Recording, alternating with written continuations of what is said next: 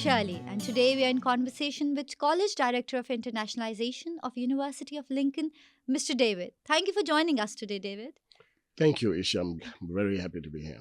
Yeah. So first thing first, it's your first time here in Pakistan? Yes, it's my first time in Yeah. Pakistan. And how has your experience been so far as compared to, the perceptions that you had before coming here? Is it any different than that? Have you learned anything new? Wow, that's a very loaded question. Yeah. So just to break it down, what has been my perceptions Mhm. of Pakistan? I think they've been really great. My experience has been fantastic, Mhm. mainly maybe because I've had great hosts too. So I really want to thank my host for looking after me. But to your second question, I think Pakistan is very underrated. There's a lot of good things that I've seen that I did not think I would associate with Pakistan. So in short, I've been pleasantly surprised. The weather is great. Walking out and being told that, this warm, beautiful weather is your winter was a great revelation as well. So, lovely, lovely country. I'm glad to hear that. You have had a great experience here. Yes, yes, So, indeed. based on your experience of international education and working in this field for so long, how do you think the landscape of international education has evolved over time? And what role has technology and especially COVID has played in these changes that we have seen lately? I think it's quite an interesting, question, Isha, the way you put it, because there are different views as to how internationalization of education has sort of grown over the years. Mhm. But I think when we put international education and internationalization of higher education into the same piece, I think the one that I tend to gravitate more towards is the historical view of the role of global affairs has played in its development. So if we look at key areas or key periods such as pre-colonization, post-colonization, you see a very distinct set of drivers for international education, which is driven mainly by the desire to attain a foreign qualification for students that are coming outside of the pre or post-colonial world, and those drivers are set to reflect back on the demands back at home, So we see a very strong contingent of, future leaders in the regions attaining education abroad, which sets, I think, a precedent that, if you're going to make it, an education abroad is great. And then when you move on to now, post-colonial internationalization of education, which some have written and argued that actually it sits between trying to feed on to the growth of the multinational organization that are seeking a set of particular skills to service and their functions back again, home. But there's also a growth of diaspora, in the host nations that have left their countries and have gone on to study but have settled in those countries. And they seek better and different futures from that aspect. But then when we get to now, when we're talking about internationalization of higher education, which is hugely contested, because there are some legacies that are, I believe, still hang on that view that it's about people leaving their countries of origin, going to attain education elsewhere. But that betrays, I think, a strong sense of that it's grown to be a very nuanced and way of developing knowledge, knowledge production and broadening epistemic fabric overall.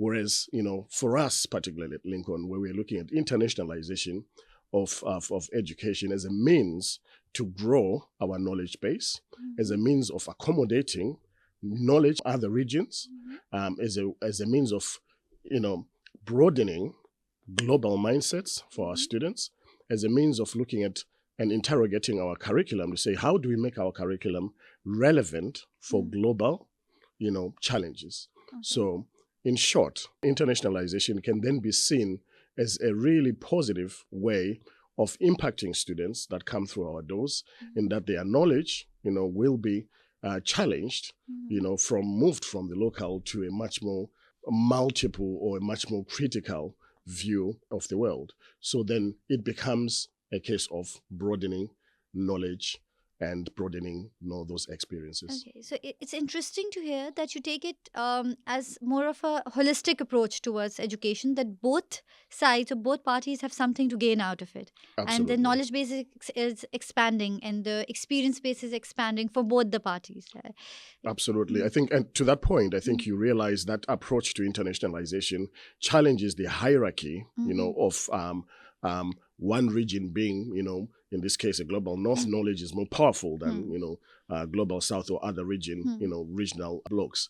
Whereas knowledge becomes, mm, like I said, it's an epistemic journey of mm, inquiry where we are allowing different forms of knowledge, we're mm, allowing different forms of knowing to interact with each other, mm, and from a student perspective, it's appreciating that, the world is not always according to my mm, perspective. It's not mm, always according to my view. mm, And from a, teacher or, or practitioner perspective, it also challenges that hierarchy that, teacher knows all, mm, because we value the knowledge that the students, co-creating and bringing in.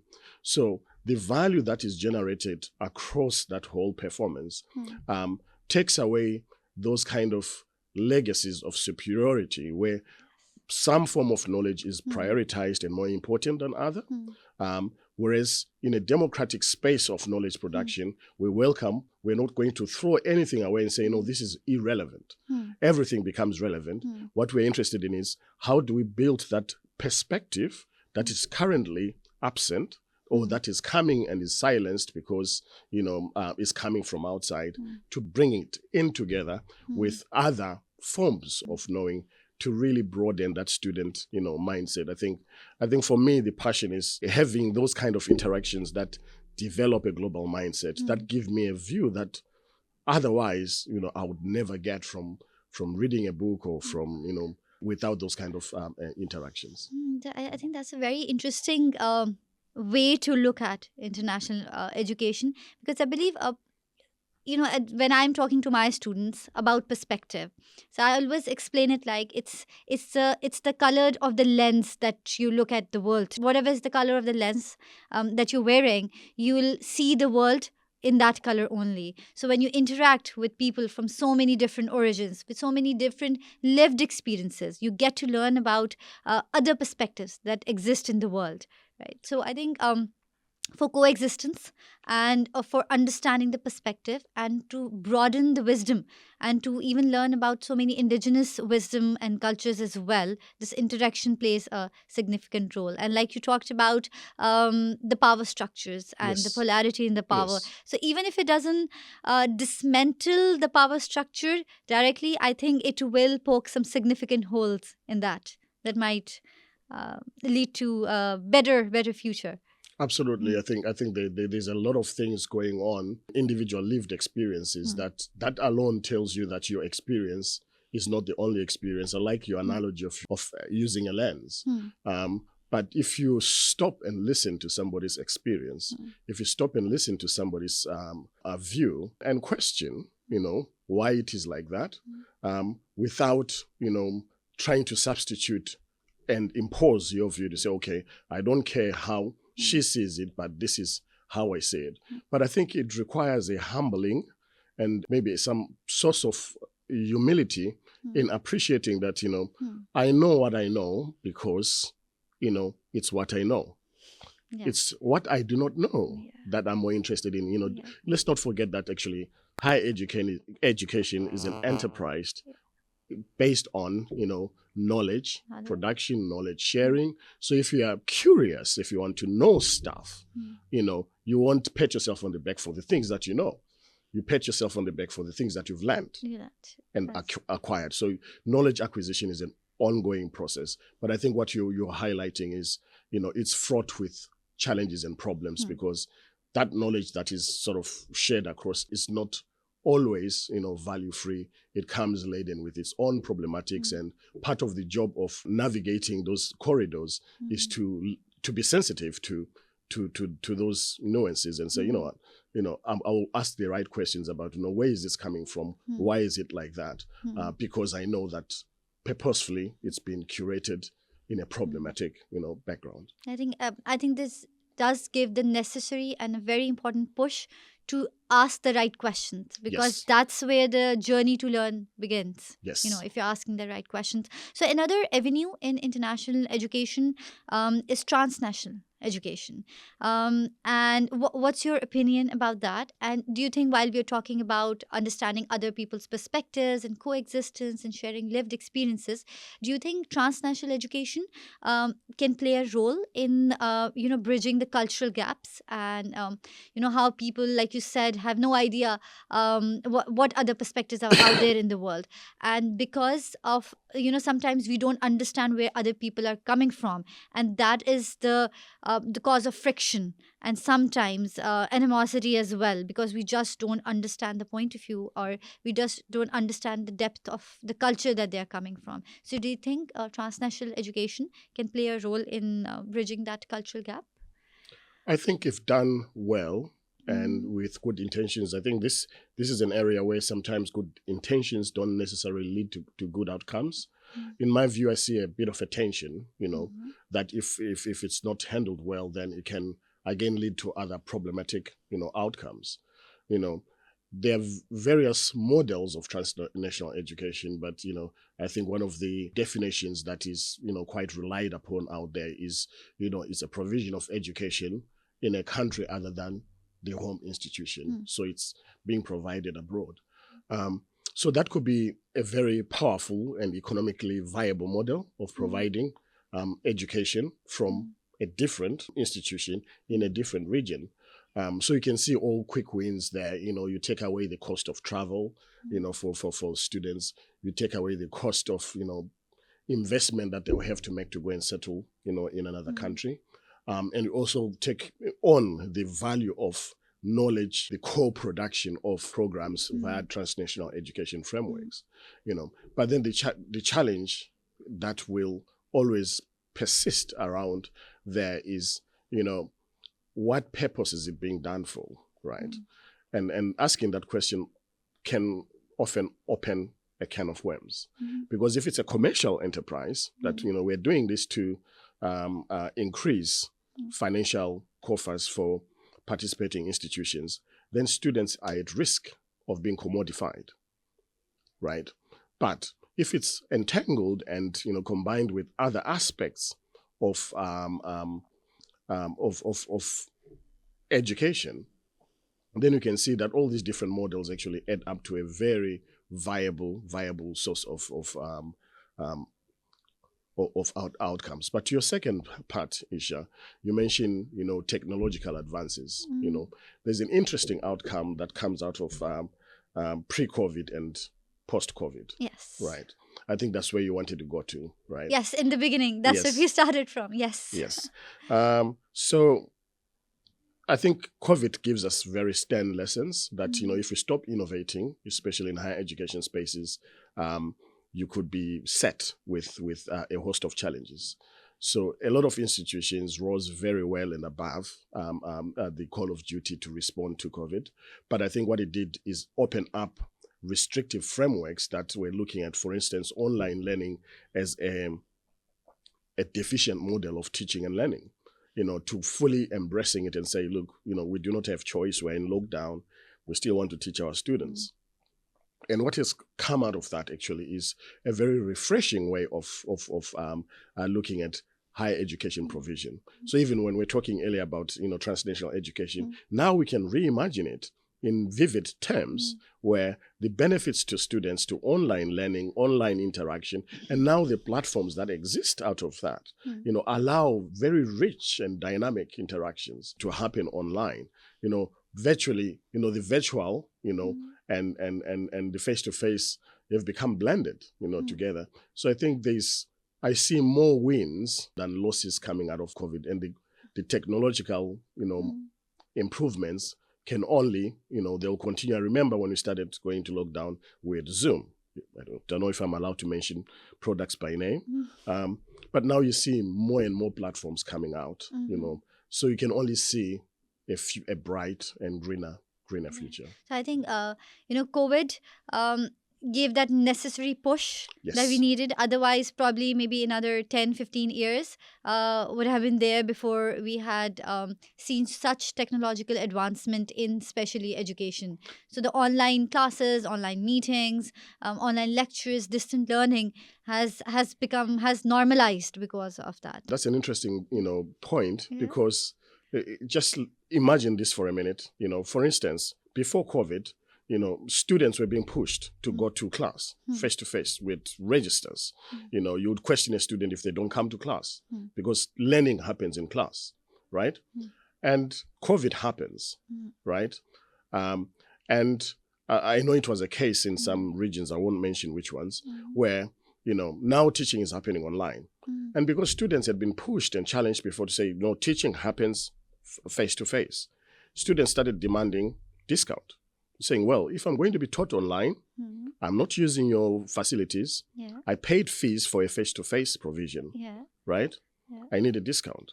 So where previously the university was saying, no, face to face learning is more valuable than online, they changed their narrative. And now they're saying, oh, no, no, no, no. Online learning is equally valuable as face to face. So we are not going to give you a discount, right? So I don't want to sound cynical, but I think you're right to say that was a necessary push needed, or the sector needed for it to move on and embrace technology and embrace all these platforms that are aiding and abetting progress. Yeah. So, moving on, another very important topic related to education, which I think is a shared value between the University of Lincoln and Greenwich University both. That is the diversity in student body and diversity, equity, and inclusion. Greenwich University takes pride in the fact that we have a very diverse student body, whether it's cultural diversity, religious diversity, diversity in terms of nationality, ethnicity, age, gender. We try to encourage to have a diverse student body because it brings in a lot of experiences, again, perspectives, and students get to learn from each other, from their lived experiences, and learn to coexist as well. But diversity, of course, comes with its own challenges as well. Um, how do you think, how important it is to have diverse student body, and especially since you look after internationalization in your university, having a diverse student body, does that add any value to the experiences and learning of both the faculty and students? That's a very good question. And by the way, I've been very impressed here at Greenwich in looking at your commitment to diversity and the scholarships that you're offering to, minority groups, of your students is really, it's not, and putting myself out there, it's not what I expected. So we're really happy for what our students are achieving, and we are really happy that we have been able to include being inclusive for all the marginalized groups and to be able to provide opportunities to everyone who deserve those opportunities and maybe make a difference for the future of this world someday. Absolutely. I think for us, that's where I was captivated by, the stories that I heard about, the scholarships that you've given and what these people that have gone to achieve. And it's clear that without those opportunities, those things will not have happened for them, But how we share this particular value, just to highlight, going back to your question, is for us at Lincoln, we've got what we call one community values. So we value diversity to the point that, we are aware. First of all, I think it's a given. The world is diverse. The world is opened up. It's no longer one tiny village. We are all, in each other's spaces, online, virtually, face to face. The workplace is diversified, So appreciating diversity, even from a knowledge, making perspective or, spectrum, is that, we've got different learning styles. Some students will capture things when a lecturer is delivering a monologue. Some will look at PowerPoints, and so we've got different, responses to provision of knowledge. So I look at diversity as a huge spectrum, that goes further than just, gender identity and so on and so forth. But without accepting the richness that comes out of, interlocking all those different aspects, and the reality that when you leave university, you are not going to go into a monolithic world. You're going to go into a very diverse world. I actually see higher education institutions, even lower levels, promoting diversity is a necessary part of curriculum and educational development and personal growth. Because if you struggle with diversity in reality, I think you find there are less and less spaces that are accommodative of such individuals. I really appreciate that Greenwich University and University of Lincoln both share these values of diversity and inclusion. I think what I really found interesting, what you said, that the world is inherently diverse. So it's not like we're artificially creating any diverse workplace or any learning space or any space for that matter. It would be more artificial if we stop, if we try to stop that diversity becoming part of it. That would be more of an artificial thing. So towards the end of our discussion, I'd like to ask one final question from you, that what do you think that future holds for the landscape of international education? Where do you see the things going in future? Oh, right. That's a trap, Eesha. That's a trap. Where do I see things going? I think technology is going to continue impacting higher education. And I'm not pretending that I've got the right answers here, by the way. I'm just, speculating based on what I've seen happening in different, some regions are just about catching up with the technological, innovations that are available out there. I think what we'll see again is, which has been evidenced by post-COVID responses, that the younger generation coming through. Don't know, are we at Gen Z now or? Yes, Gen Z. Yeah. Yeah. And then Gen Alpha. Then Gen Alpha. I get lost in the definitions, but I think you'll find that a lot of that will have challenging aspects to the evolution of higher education, because the expectations that university students go to university to be served by a university, those models will be changed, because the generational evolutionary demands are such that the younger students will be demanding and asking maybe a slightly different product. Universities or higher education institutions will have to innovate and try to accommodate those changes.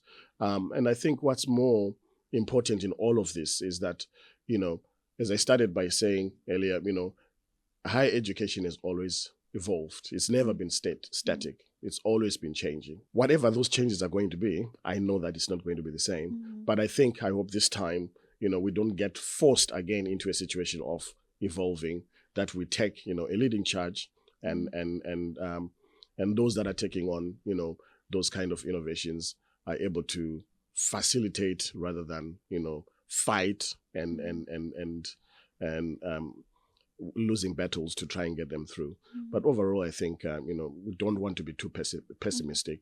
I think universities offer a very fertile place for interactions, knowledge sharing. So long may it continue. So today we talked about how change is inevitable, especially when we talk about higher education.